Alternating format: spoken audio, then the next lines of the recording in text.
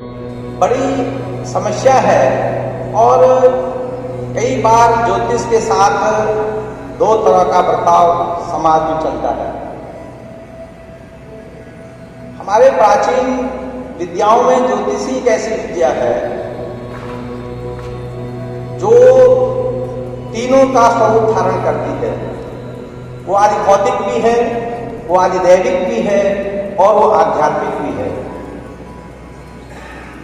बहुत से जो आज हमारे समक्ष जो विज्ञान है वो सारे विज्ञान और उन विज्ञानों के लिए पहली प्रयोगशाला बहुत जरूरी होती है।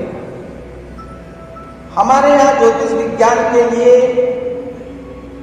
जब हम भौतिक पक्ष को देखते हैं, जब हम ग्रहों का आनयन करते हैं, जब ग्रहों की बात करते हैं, तो हमको स्टोन ऑब्जर्वेटरी और मॉडर्न ऑब्जर्वेटरी दोनों चाहिए, टेलीस्कोप और माइक्रोस्कोप दोनों चाहिए। परंतु एक ऐसा विषय आता है जहां पर न टेलीस्कोप काम करेगा, न माइक्रोस्कोप काम करेगा, सिर्फ ज्योतिष काम करेगा। वो विषय कब आता है? वो विषय कब आता है जब व्यक्ति के दो रूप हैं। एक रूप व्यक्ति का वो है जो छोटा है, मोटा है, लूला है, लंगड़ा है, पतला है, गोरा है, काला है। एक व्यक्ति वो है जो सज्जन है, दुर्जन है, दुष्ट है, पापी है, दुरात्मा है, ईर्ष्या है, द्वेषी है। जब भी परिणाम मिलता है ये दूसरे रूप से मिलता है। पहला जो रूप है व्यक्ति का वो कभी भी परिणाम नहीं देता है। परिणाम देने के लिए जो दूसरा रूप है जो ईर्ष्यालु है, द्वेषी है, पापी है, दुष्ट है, सज्जन है, दुर्जन है, ये परिणाम को देता है। और हम अपेक्षा करते हैं परिणाम की पहले से। जो हमारे पास ऐसा रूप है जो काला है, गोरा है, छोटा है, मोटा है, पतला है, दुबला है, इससे हम अपेक्षा करते हैं। ये अपेक्षा जिससे की जाती है वो परिणाम को दे नहीं सकता है, और जिससे अपेक्षा हम कर नहीं रहे हैं वो परिणाम को दे रहा है। ये सबसे बड़ी समस्या है और यही एक कारण है कि एक छोटी सी समस्या आज के मेलापकों की रहती है। मेलापक में एक बड़ी बात आती है, दोनों बच्चे कॉलेज में पढ़ते हैं, दोनों का आपस में प्रेम है और बहुत अच्छा घनिष्ठ प्रेम है। और वो जब प्रेम आगे बढ़ता है तो कुछ दिन के बाद वो सारे बच्चे कहते हैं कि हम अपने परिवार से बात करते हैं, हम लोग क्यों न विवाह में परिणित हो जाएं। और जब विवाह में परिणित होते हैं तो विवाह नहीं चलता है। अब यहां एक समस्या क्या है? दोस्ती अच्छी थी, विवाह अच्छा नहीं हुआ। ऐसा बहुत जगहों पर वर्णन आता है। दो दोस्तों की यदि नाड़ी एक हो, दो मित्रों की नाड़ी एक होगी तो विवाह मित्रता बहुत अच्छी होगी। गुरु शिष्य की नाड़ी एक हो तो मित्रता अच्छी होगी। भक्त और भगवान की नाड़ी एक हो तो मित्रता अच्छा होगा। परंतु जैसे ही पति और पत्नी जब बनेगा तो नाड़ी एक नहीं होगी। अगर नाड़ी एक हुई तो चलेगा नहीं। अब ये जो समस्या है, विवाह जब तक विवाह नहीं हुआ दोस्ती बहुत अच्छी चलेगी। और इस प्रकार के उदाहरण बहुत ज्यादा मिलते हैं और आप लोग भी इसका प्रयोग कर सकते हैं।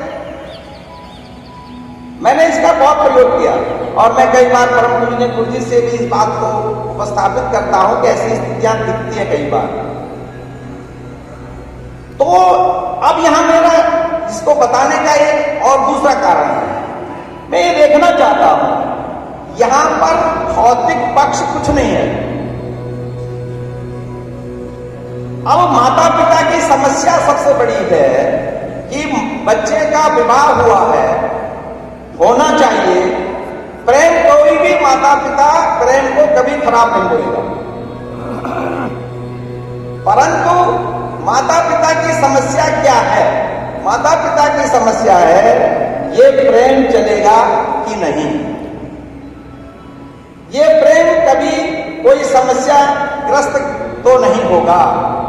ये प्रेम कितने दिन चलेगा या ये प्रेम आजीवन चलेगा, इसको देखने की कोई तकनीकी, कोई विज्ञान, कोई प्रयोगशाला नहीं है।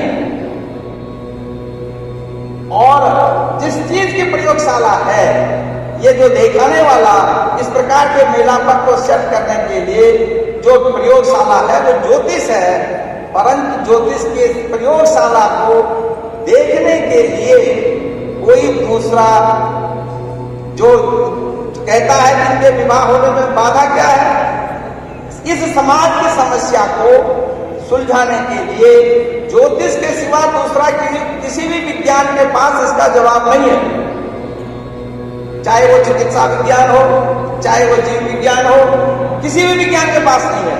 परंतु आज हम इस समस्या के साथ मौन हैं और मौन होकर के उन समस्याओं को आए दिन देख रहे हैं। तो मैं यही कहना चाहता हूं कि जब भी हम मेलापन की बात करें, जब भी हम ज्योतिष को समाज में ले जाने की बात करें, तो इन बिंदुओं पर हम विचार करें और विचार करते हुए बहुत गंभीरता से अपने पक्ष का उपस्थापन करें। ये हमको, अगर हम ऐसा करते हैं तो हम अपने कार्य में, अपने बिंदु पर आगे बढ़ेंगे।